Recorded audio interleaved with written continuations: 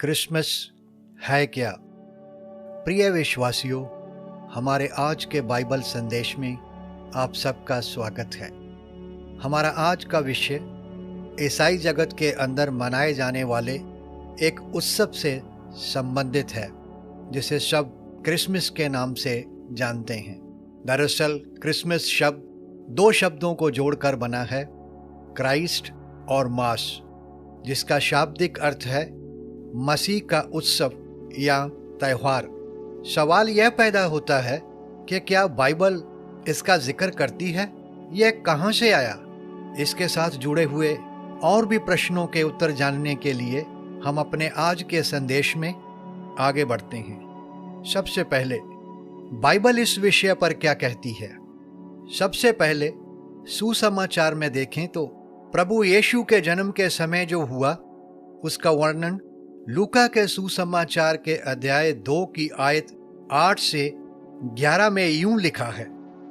और उस देश में कितने गडरिये थे जो रात को मैदान में रहकर अपने झुंड का पहरा देते थे, और प्रभु का एक दूत उनके पास आ खड़ा हुआ, और प्रभु का तेज उनके चारों ओर चमका, और वे बहुत डर गए। तब स्वर्गदूत ने उनसे कहा, मत डरो, क्योंकि देखो, मैं तुम्हें बड़े आनंद का सुसमाचार सुनाता हूँ, जो सब लोगों के लिए होगा, कि आज दाऊद के नगर में तुम्हारे लिए एक उद्धारकर्ता जन्मा है, और यही मसीह प्रभु है। अपने वचन में महासंकट के विषय पर बात करते हुए प्रभु जी ने मत्ती रचित सुसमाचार अध्याय 24 की 20 आयत में कहा, प्रार्थना किया करो कि तुम्हें जाड़े में या सब्बत के दिन भागना ना पड़े।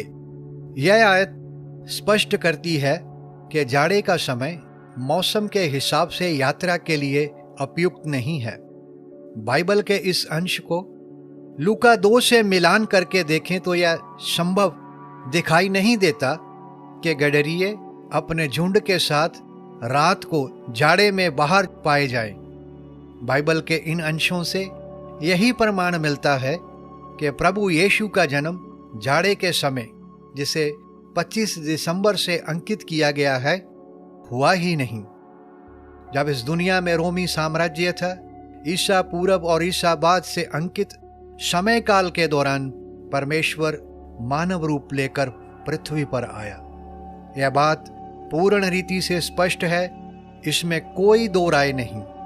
परंतु कोई भी इतिहासकार यीशु प्रभु के जन्मदिन की सटीक तारीख नहीं बता सकता।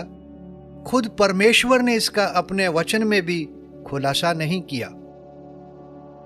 सुसमाचार के पश्चात अब प्रेरितों की पत्रियों में देखें तो उनमें भी इसका जिक्र नहीं है। प्रेरित पौलुस की कुरिन्थस के विश्वासियों को लिखी पहली पत्री में वह अध्याय 5 में फसह और अखमीरी रोटी के पर्व एवं उत्सव की बात करता है। अध्याय 15 में मसीह के पुनरुत्थान के विषय पर लिखते हुए उसने पहले फल के पर्व की बात की और मसीह को पहला फल कहा। अध्याय 16 में फिर से पिन्तेकुस्त तक रुकने की बात करता है। इन सब पर्वों का जिक्र पुराने नियम में मिलता है, और वह इनका जिक्र पत्री की मांग के अनुसार करता है। परंतु ऐसा जिक्र कहीं भी नहीं करता यहाँ यीशु प्रभु के जन्मदिन एवं इसके मनाने की वह बात करता हो। नए नियम के विश्वासियों के लिए सबसे अहम बात है प्रभु भोज, क्योंकि यह प्रभु यीशु जी के कहे अनुसार उनके स्मरण के लिए किया जाता है। यह अपने आप में इतना महत्व रखता है कि इस विषय पर महिमा में से प्रभु यीशु ने प्रेरित पौलुस को खास कर इसका प्रकाश दिया। परंतु प्रेरित ऐसे किसी प्रकाश की बात कहीं भी नहीं करता कि उद्धारकर्ता का जन्मदिन मनाया जाए। जबकि प्रेरित पौलुस गलातियों की पत्री अध्याय 4 में लिखता है, तुम दिनों और महीनों और नियत समयों और वर्षों को मानते हो। मैं तुम्हारे विषय में डरता हूं, कहीं ऐसा न हो कि जो परिश्रम मैंने तुम्हारे लिए किया है वह व्यर्थ ठहरे। कैसी विडंबना है मसीहत की कि प्रभु जी ने जो बात अर्थात प्रभु भोज करने के लिए कहा, जिसे हर एक सप्ताह के पहले दिन करना चाहिए, उसे अक्सर नजरअंदाज किया जाता है। क्रिसमस का उत्सव जिसका बाइबल में जिक्र ही नहीं, मसीहत उसे संसार के साथ मिलकर पूरे जोश से मनाती है। प्रेरित यूहन्ना जो एक लंबी अवधि तक जीवित रहा, जिसके द्वारा आदि से अंत तक का प्रकाश सामने आया, उसके द्वारा इस विषय पर कहीं भी ऐसा संकेत नहीं दिया गया। सारांश में बाइबल में ना तो क्रिसमस का जिक्र है और ना ही बाइबल इसका समर्थन करती है।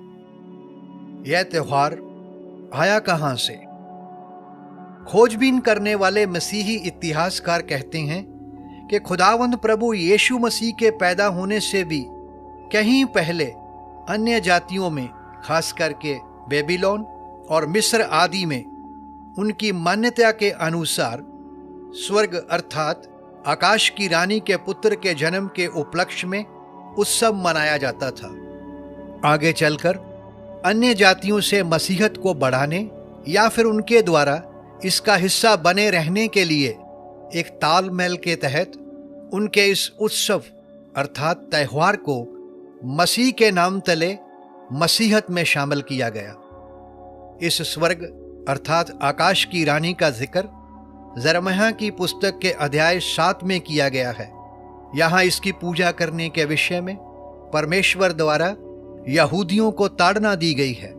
अध्याय 44 में इजरायली औरतें इतनी हठी हो गई कि यहोवा के नाम से यिर्मयाह द्वारा संदेश सुनने तक से इनकार कर दिया और आकाश की अर्थात स्वर्ग की रानी के लिए धूप जलाने और तपावन देने की जिद की।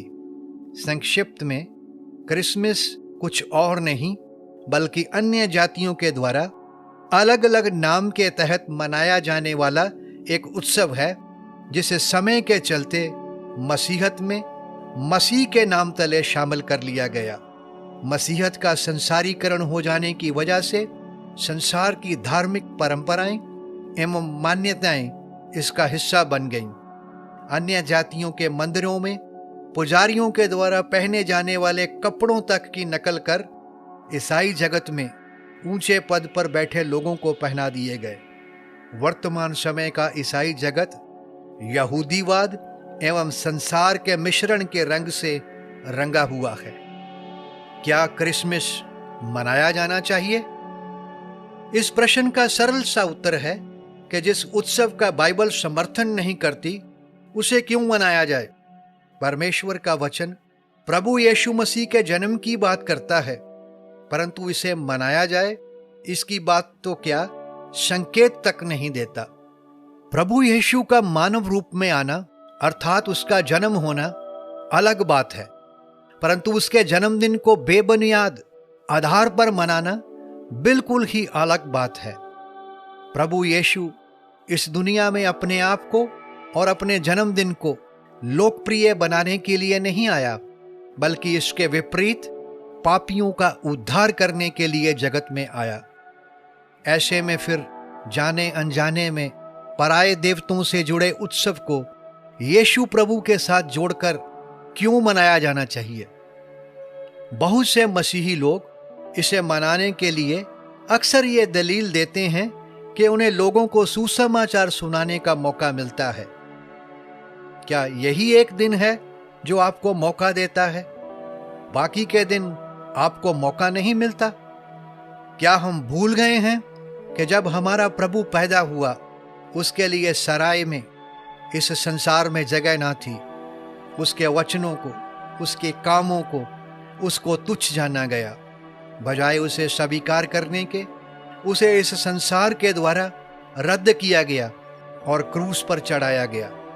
परमेश्वर का सेवक लिखता है, परंतु हम तो उस क्रूस पर चढ़ाए हुए मसीह का प्रचार करते हैं, जो यहूदियों के लिए ठोकर का कारण और अन्य जातियों के लिए मूर्खता है।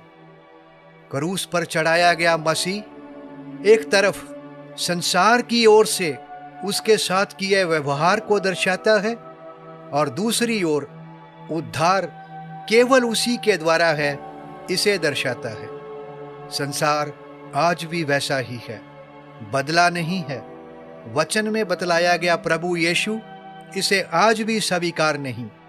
अध्ययन बताते हैं वर्तमान समय में विश्व भर में ईसाई आबादी 30 से 35% के बीच है। बाकी का संसार अभी भी उसे नहीं मानता। बात को समझने के लिए यह आंकड़ा काफी है। अगर आप सही रीति से इस बात पर गौर करें तो यह समझने में देर न लगेगी कि लोगों ने क्रिसमस नाम के उत्सव को, सांता क्लॉज को और इससे जुड़े मनोरंजन को अपनाया है, ना कि प्रभु यीशु मसीह को।